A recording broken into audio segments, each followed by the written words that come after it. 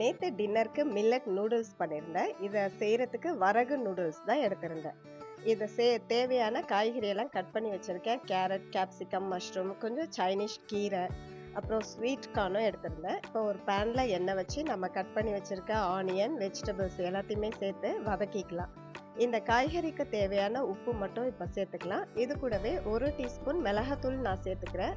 இது லைட்டா ஒரு ஸ்பைசியா இருக்கும். அதுக்காக மிளகாத்தூள் வேண்டான்னா ஸ்கிப் பண்ணிக்கலாம். வெஜ்ஜீஸ்லாம் ஓரளவுக்கு வெந்ததுக்கு அப்புறம் இது கூட 2 பாக்கெட் வரகு நூடுல்ஸ் சேர்த்துருக்கேன். இதுக்கு 2 கப் கொதிக்கிற தண்ணி சேர்த்துருக்கேன். தண்ணி சேர்த்து லைட்டா இத கலரிக்கலாம். இத நல்லா கலர்னதுக்கு அப்புறம் அத எடுத்து கையில மசிச்சு பாருங்க. அது எந்த அளவுக்கு குக் ஆயிருக்குங்கிறத பார்த்துக்கிட்டு அதுக்கப்புறம் திரும்ப இன்னொரு கப் சேர்த்துக்கலாம். எனக்கு இது கொஞ்சம் ஹார்டா இருக்க மாரி இருந்ததுன்னு இன்னொரு கப் சேர்த்துக்கிட்டேன். யூசுவலா நம்ம செய்யற நூடுல்ஸ் மாதிரி இது நூல் நூலா நீளமா வரல. தண்ணி ஊத்துனோனே கொஞ்சம் கூலமா போயிடுச்சு.